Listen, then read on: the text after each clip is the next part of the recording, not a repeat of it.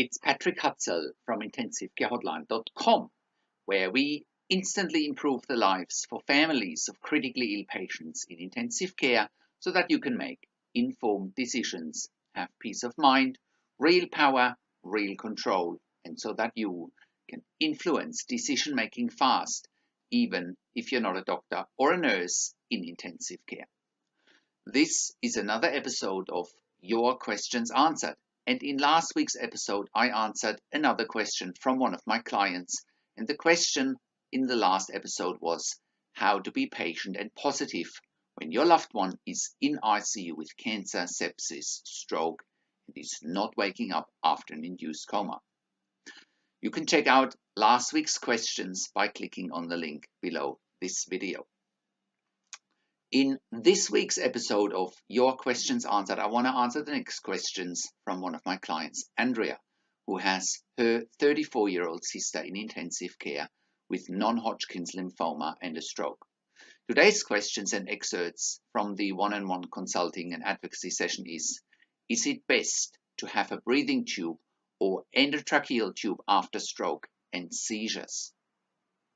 You can also check out previous consulting and advocacy sessions with Andrea by clicking on the relevant links below this video. And if you are watching this on YouTube, just click on the link below this video where you can access this consulting and advocacy session. And you can then just scroll down and read the dialogue and consulting and advocacy session with me and Andrea. So, then I will also read out some other questions that Andrea had just now. So here is then the email summary that I sent to Andrea after the consulting and advocacy session that you can read below this video. So here is my summary. Hi Andrea, just a quick email summary what we've discussed today. If you are concerned why they intubated your sister after she may have had some seizures, ask the following questions. What was her airway blocked because her tongue fell back and obstructed her trachea and therefore she couldn't breathe? Was she at risk of aspirating stomach content into her lungs,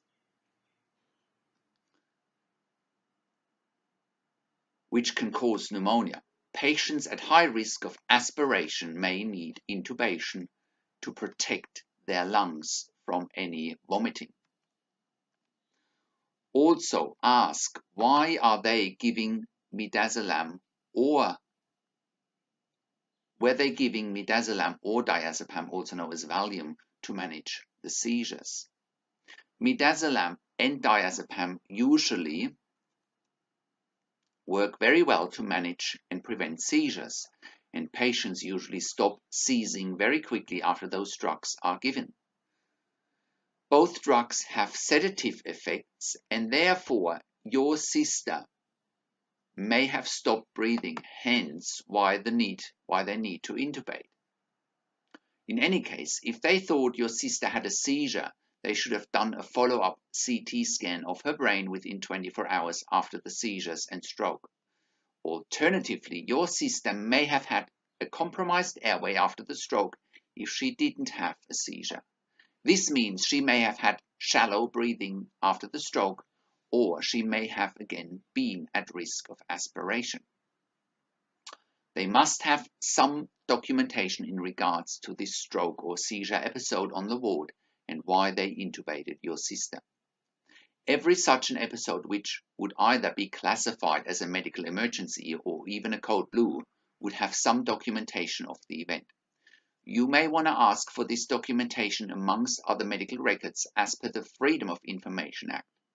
If you ask for it, ask with a deadline and let them know that you want the documents by a specific time, for example tomorrow 12 p.m.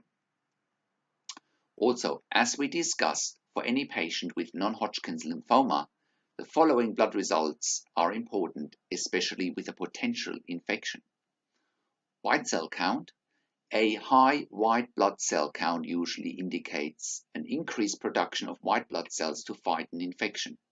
Normal levels are 4.5 to 11. Low white cell count indicates that the immune system is down and can't fight an infection. Neutrophils are a type of white blood cells that fights against infection. Also, if your sister's hemoglobin is below 70, she probably needs a blood transfusion or two. Furthermore, find out if she has an NFR, not for resuscitation order. As we discussed, they may have taken away the NFR, but you probably need to verify, as I wouldn't trust them with this specific information. Because it would potentially also be life or death information, I would definitely verify if I was you. Also, find out if your sister requires any medication for low blood pressure. If her blood pressure is less than 90 mm per mercury, she will need intravenous drugs such as noradrenaline or adrenaline. They are classified as inotropes. I can be available for a family meeting tomorrow pretty much any time. Let me know what time you will meet. It might be worthwhile if we talk beforehand. If you have any questions in the meantime, please give me a call. So, how can you become the best advocate for your critically ill loved one? How can you make informed decisions, get peace of mind, control, power, and influence quickly, whilst your loved one is critically ill in intensive care? You will get to that all-important feeling of making informed decisions, get peace of mind, control, power, and influence when you download your free instant impact report now by entering your email below. In your free instant impact report, you will learn quickly how to make informed decisions, get peace of mind, real power, and real control, and how you can influence decision making fast whilst your loved one is critically ill in intensive care. Your free instant impact report gives you in-depth insight that you must know whilst your loved one is critically ill or is even dying in intensive care. Sign up and download your free instant impact report now by entering your email below. In your free instant impact report, you will learn how to speak the secret intensive care language so that the doctors and the nurses know straight away that you are an insider and that you know and understand what's really happening in intensive care. In your free report, you will also discover how to ask the doctors and the nurses the right questions. Discover the many competing interests in intensive care and how your critically ill loved one's treatment may depend on those competing interests. How to eliminate fear, frustration, stress, struggle, and vulnerability even if your loved one is dying. You will get 5 mind-blowing tips and strategies helping you to get on the right path to making informed decisions, get peace of mind, control, power, and influence in your situation. You will get real-world examples that you can easily adapt to your and your critically ill loved one's situation. How to stop being intimidated by the intensive care team and how you will be seen as equals. You will get crucial behind-the-scenes insight so that you know and understand what's really happening in intensive care and how you need to manage doctors and nurses in intensive care, and it's not what you think. Thank you for tuning into this week's Your Questions Answered episode, and I'll see you again next week in another update.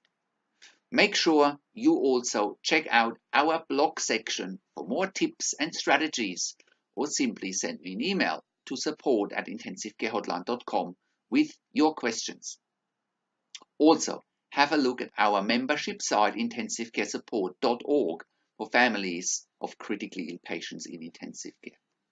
You can also call me find international phone numbers on our Contacts tab or on the top of the website. Also, check out our ebook section where you get more ebooks, videos, and audio recordings, and where you can also get one-on-one consulting and advocacy with me via Skype, over the phone, or via email by clicking on the relevant tabs on the top of the website. This is Patrick Hutzel from intensivecarehotline.com, and I'll see you again next week in another update.